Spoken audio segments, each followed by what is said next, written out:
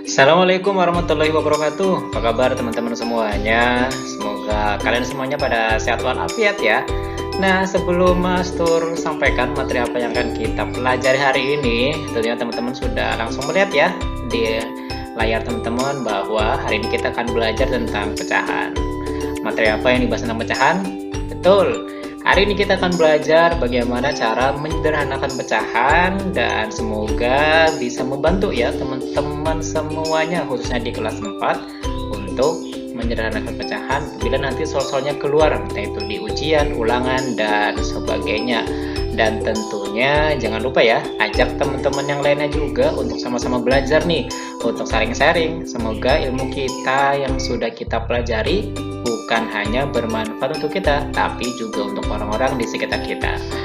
Sebelum kita mulai, yuk baca basmalah lebih dulu. Semoga ilmu kita barokah dan bermanfaat. Bismillahirrahmanirrahim. Ya, jangan lupa untuk subscribe ya. Oke, sekarang bagaimana sih caranya menyederhanakan pecahan? Nah, teman-teman pasti sudah belajar ya di kelas 3. Mungkin masih sederhana untuk menyederhanakan pecahannya. Nah, kali ini kita akan belajar kembali tentang bagaimana cara menyederhanakan pecahannya. Bagaimana caranya? Yuk, kita lanjutkan videonya.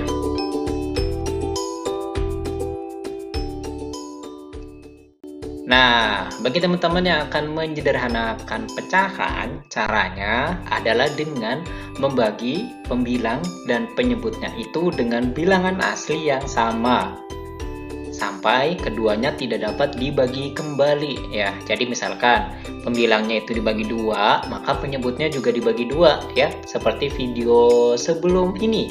Kemarin Kak Master sudah menyampaikan apabila dikali 2 juga dikali 2 apabila kita mencari pecahan yang sama, atau menyederhanakan pecahan jika penyebutnya dibagi 2 maka pembilangnya juga dibagi 2. Oke, kita ke contoh ya.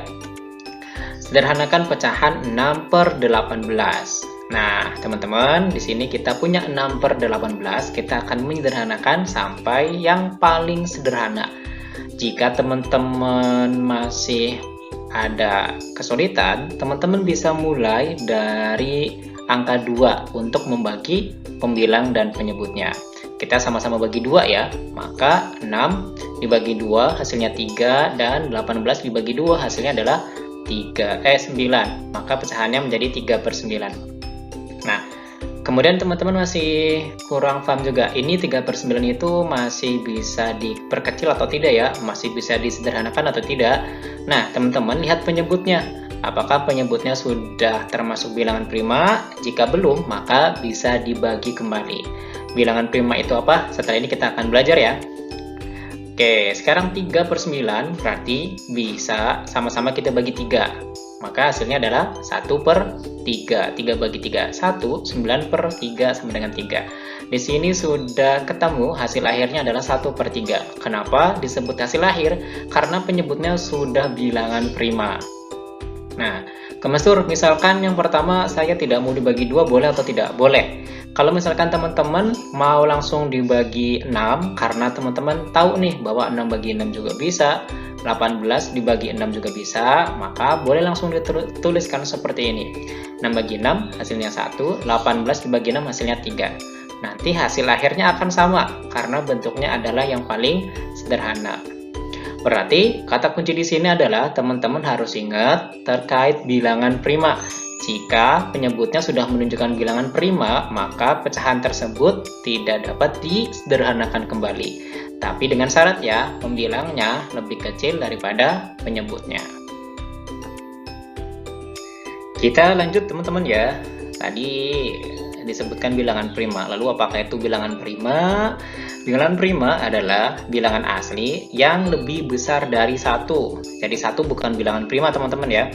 Yang faktor pembaginya adalah 1 dan bilangan itu sendiri. Atau bila kita ingat hanya bilangan yang hanya bisa dibagi 1 dan bilangan itu sendiri. Kita mulai dari angka 2 ya. 2 itu kan hanya bisa dibagi 2 dan dibagi 1. Setelah 2 berarti ada 3, 5. Kenapa 4 bukan prima? Karena 4 bisa dibagi 2, bisa dibagi 4, bisa dibagi 1. Sedangkan syarat bilangan prima itu hanya dibagi 1 dan bilangan itu sendiri. Setelah 5 kita ada 7, 11, 9 juga bukan prima karena bisa dibagi dengan, betul, bisa dibagi dengan 3. Kemudian ada 13, 17, 19, 23, 29, 31, 37, dan seterusnya. Kamu tuliskan untuk bilangan prima yang kurang dari 100 ya. Silahkan teman-teman boleh tulis nih atau boleh diingat-ingat.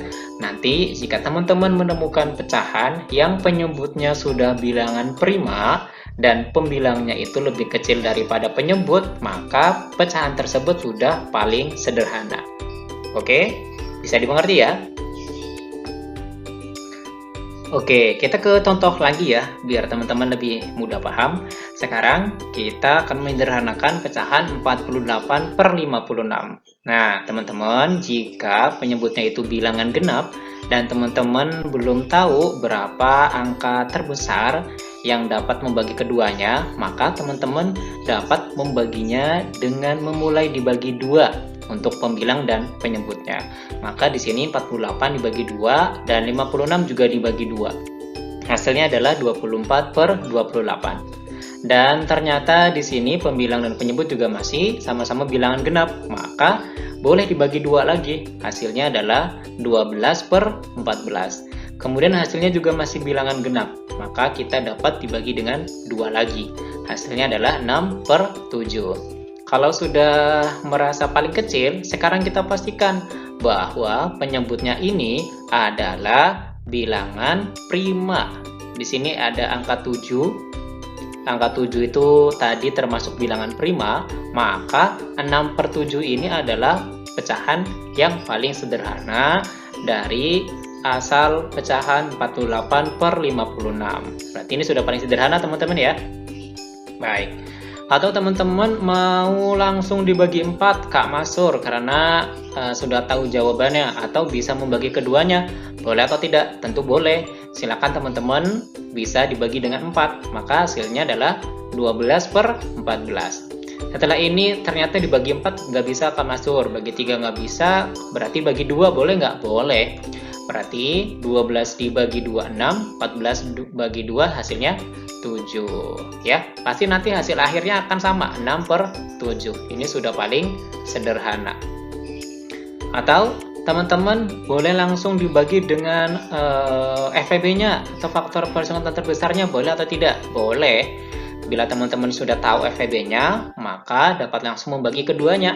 Misalkan di sini langsung dibagi dengan 8 ya. 48 dibagi 8 hasilnya 6, 56 dibagi 8 hasilnya 7. Boleh atau tidak? Boleh, karena nanti hasil akhirnya adalah sama, yaitu 6 per 7. Nah, bagaimana teman-teman? Mudah kan? Insya Allah mudah.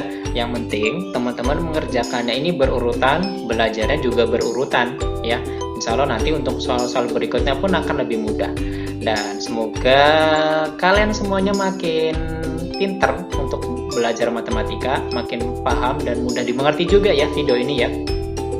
Dan semoga pembelajaran kita hari ini diridhoi oleh Allah, semoga mendapat berkah dari Allah.